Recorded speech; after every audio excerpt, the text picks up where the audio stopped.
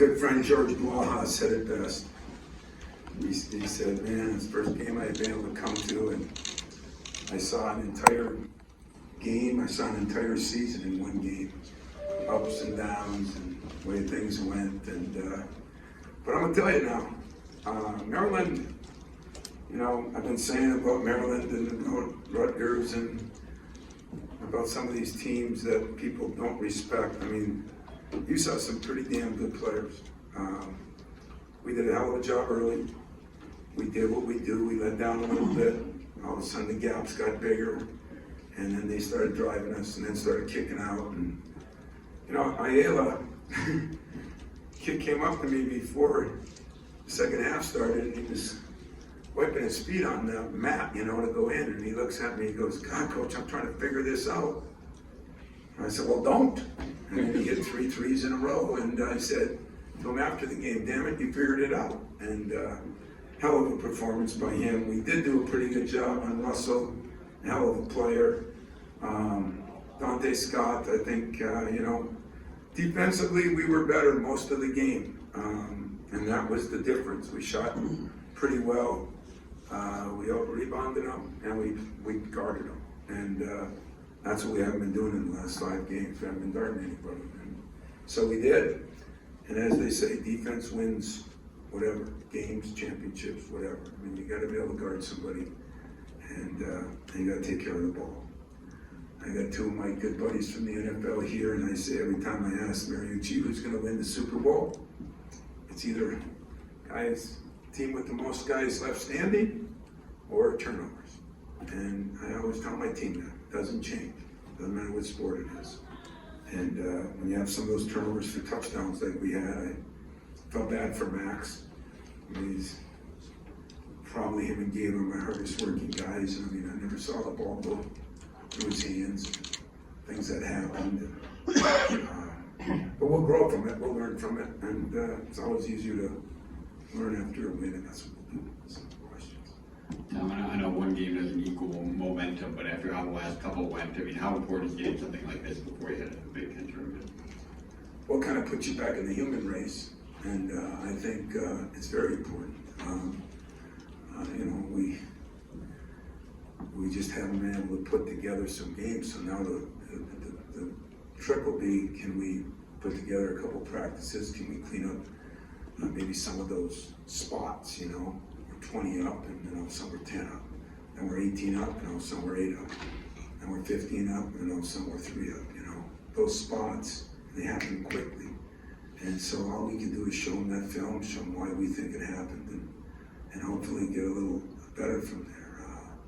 That's what we'll try to do. But the momentum, I don't know.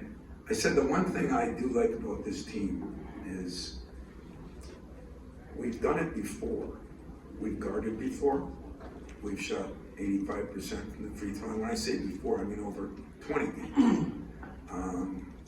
What we hadn't done is take care of the ball, and now we're starting to do that on a much better pace.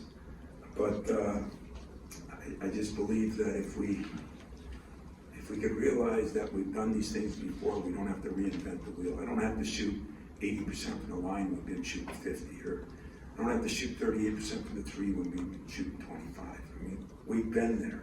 It's been there consistently, and that we have to improve on it. I guess that's my job. Was the way you guys came out first, the scripted lob to Marcus, and then he gets a couple threes, you get things from Joey and Gabe, and then Gabe's finishing stretch there when they cut it to 3. How much did you see what you really need and want from your seniors tonight? You know, I was really impressed with Marcus tonight.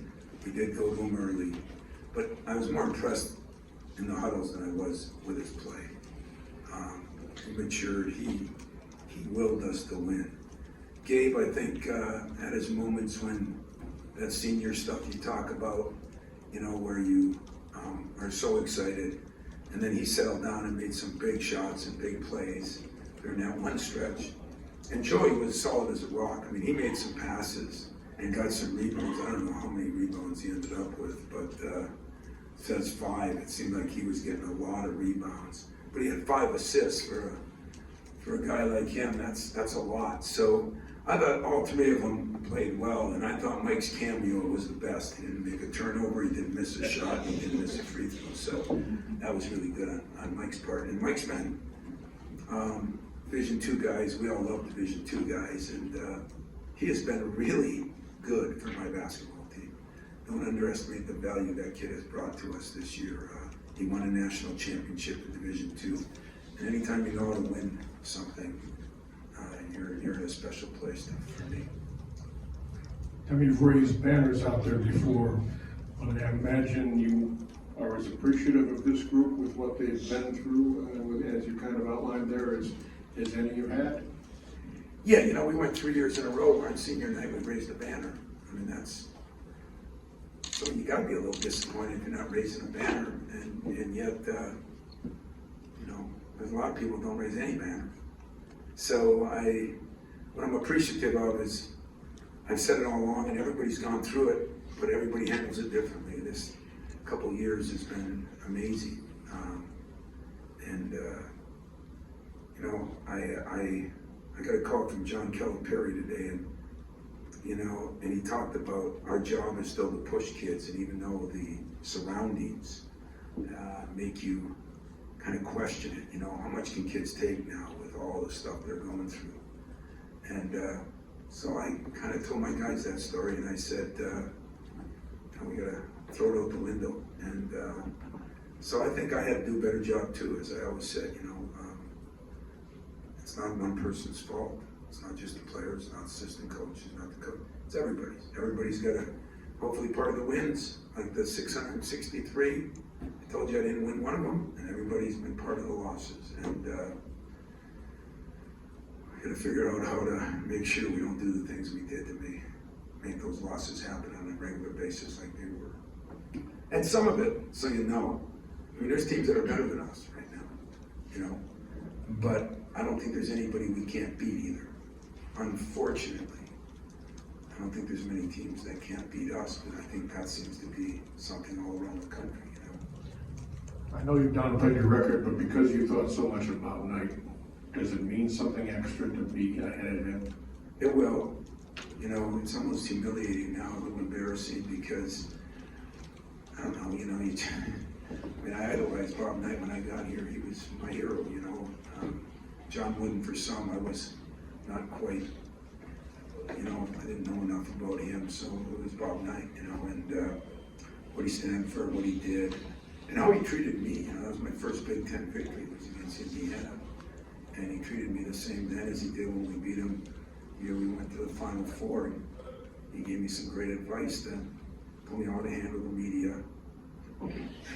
Kind of an oxymoron there, I guess, but I mean, he did tell me how to handle the media and the road, and you know, to get to a national championship, because he felt their team was good enough. And I'll always remember that way more than the number of wins, because the number of wins, they go by, you know, who knows how the competition was then compared to now and all those things, but records are made to be broken, and if I'm in the same sentence with Bobby Knight and Gene Cady, for Tom Izzo, that's a hell of a place to be. Coach, you could argue that this group of seniors has been through more adversity than any group you've had. They've been in the first four, they've been in the Final Four.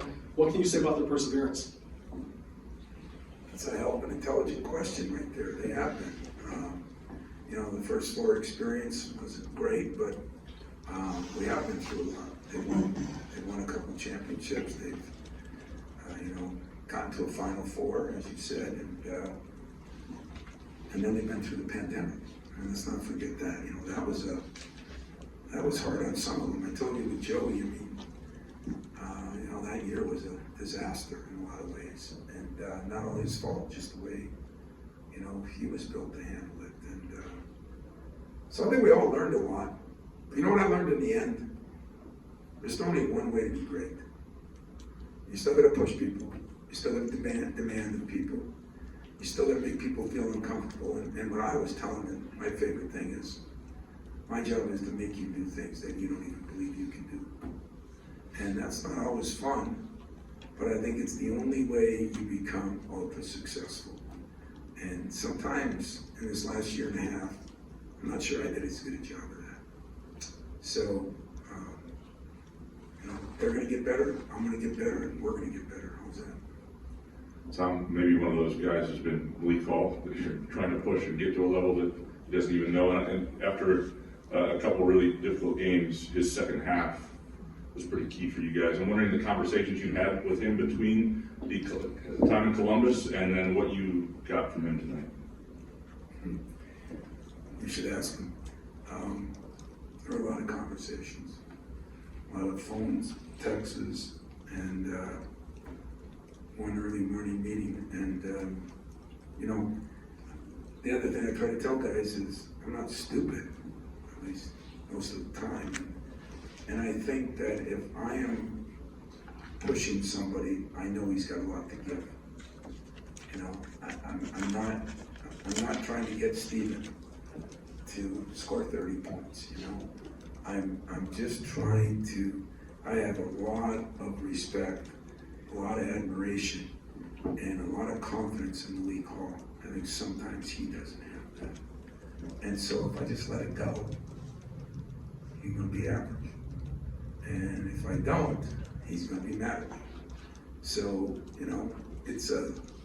it's a tough thing to deal with, especially during the pandemic. But I learned something this last 3 weeks too. I mean, this doesn't, players learn, coaches learn too. And I'm gonna be a better coach for it.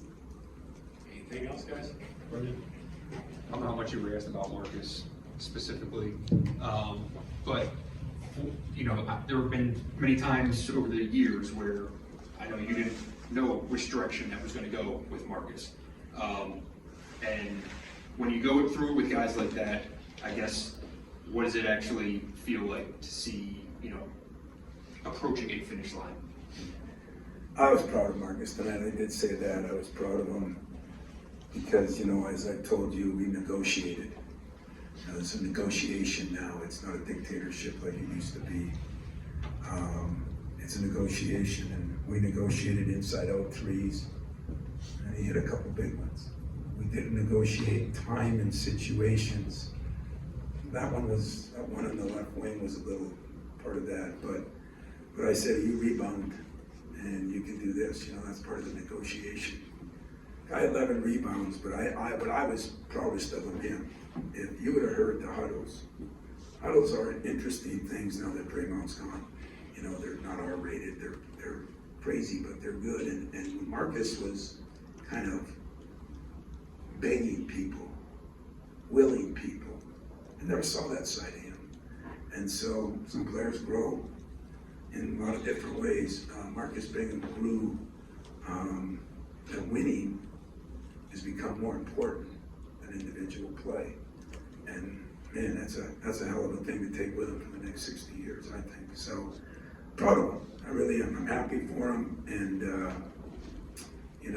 next year when he's somewhere, we'll still be calling him and telling him that he's got to keep lifting weights and get stronger and eat better. I'm not going to change, but you know what thing I'm really proud of? Marcus has 3 classes left to graduate. I think he'll be the first in his family. And that's been a fist fight. And I asked him the other day, what if I'd have gave in to you? Would you have gotten it done? He started to say yes, and I took a baseball bat out of my closet and said, you don't do it. And he laughed and he said, no, probably not. And that's kind of that's the way you got to deal with people nowadays. And he's going to be a better player. And I don't think he's done. I think this could give him a shot in the arm because he rebounded. I mean, yeah, he hit a couple of threes. So for Marcus, that's utopia. For the coaches, 11 rebounds, and what he did there is utopia. Played pretty good defense. I thought that was great. One final one in the back. Coach, I don't know if you've seen the Big Ten tournament bracket, but you wind up drawing Maryland again on Thursday night. Do you think it's an advantage or a disadvantage to have to play the 2 teams in a row, the same 2 teams twice in a row? Probably the assistants that have to scout it are feeling a little better. I'm not sure it's an advantage. Now you got to beat a team 3 times, but it is what it is, you know. We beat Wisconsin 4 times and win the national championship. I mean, it is what it is. And would you hope to play somebody else? Maybe. But I don't care. I'm just glad we're playing with a little better feel. We know them. Maybe we won't let Ayala shoot the ball this time. And but I'm not sure we'll get off to an 18-1 start like we did either. So that was pretty cool. But all in all, you're right. I feel like this team is good enough, and we're going to find out in the next 3 days where they want to take it, because we can clean up those mistakes. There were some crazy mistakes. We can clean those up. We can get back to, we're still shooting the ball well. What did we shoot from the line? 76. That's pretty good. I mean, so all those things we did well. Our defense we did well, and now we just got to put them together and try to do it for 40 minutes instead of 30, 35, 25, whatever. I appreciate it. You got guys here to talk to. You can talk to them, and you guys down in